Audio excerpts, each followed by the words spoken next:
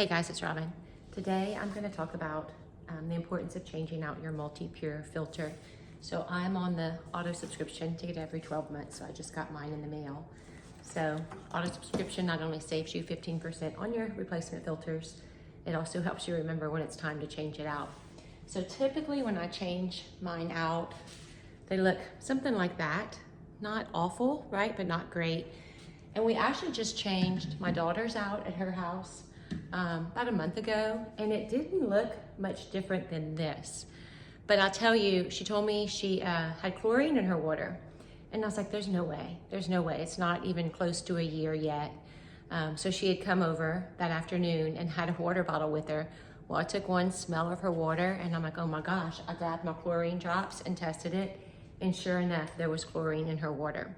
So when the plumber hooked up her Multipure under her sink, he not only hooked it to her faucet where the water comes from to drink, he also hooked it to her kitchen faucet. So anytime she ran cold water, she was using her filter.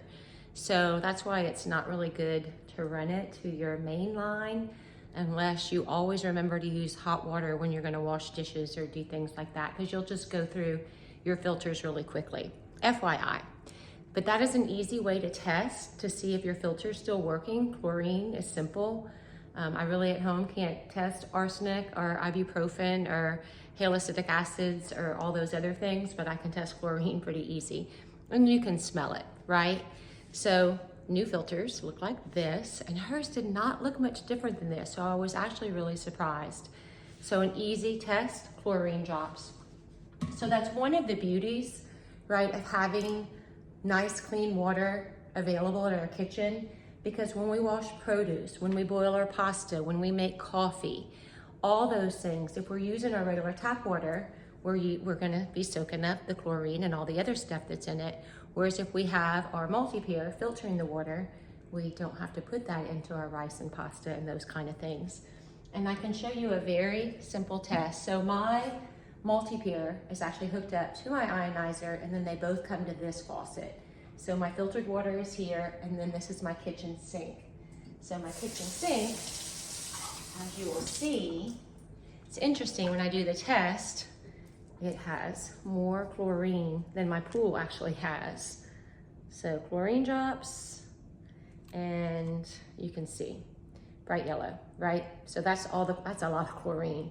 Okay, that's a ton. We have so much chlorine in our water in Lafayette. I don't know if you've ever tested yours, but that's how I know this water is not filtered. So if I do my water from my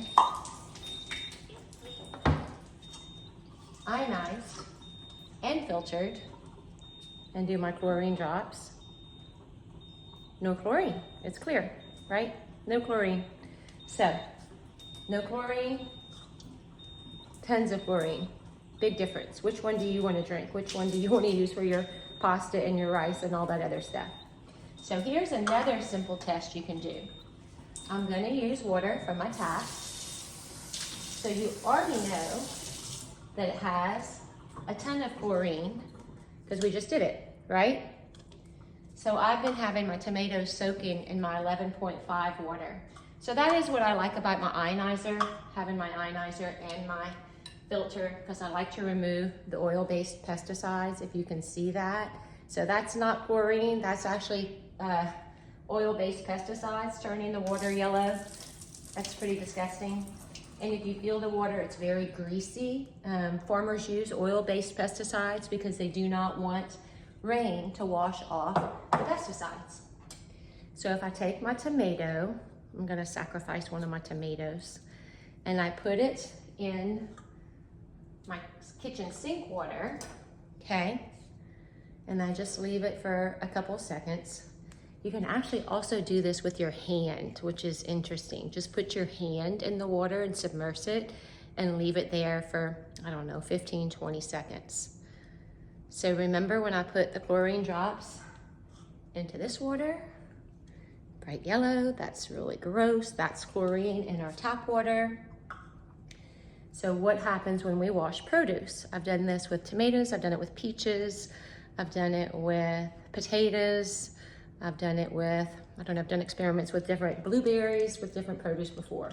So if I take the tomatoes out and I put the chlorine drops, there's no chlorine. Why is there no chlorine in that tap water? Very simple. My tomatoes soaked up all of the chlorine. So when you wash your produce in non-filtered water, you are basically eating this, right? When you're boiling your pasta, your rice, your coffee, I could go on and on. So that's the other huge benefit of having your Multipure, is to clean. I can show you very easily the chlorine. That's an easy test to do at home. You can do that at home yourself. But just remember, everything that this filter takes out is also keeping that out of your produce. Because not only does this tomato, which is going in the trash by the way, have chlorine in it, it's also got arsenic, it's also got birth control, it's also got halicylic acids, bromoform, everything else that's on the list. If you go to ewg.org, you will see everything that's on your list. So if you think your water is smelling like chlorine or tasting like chlorine, like my daughter did, even though you're not at the year mark for your filter, you can get these on Amazon, chlorine drops. You can go to your local pool store, chlorine drops. Super simple, easy way to test. Because I promise you, if chlorine's coming through the filter, so is all the other stuff that you're trying to keep out. So easy test to know when to replace it. And again, save 15% if you're on the auto ship. If you have any questions at all about filters, ionizers, anything, go ahead and contact me. I love to help. Thanks for listening.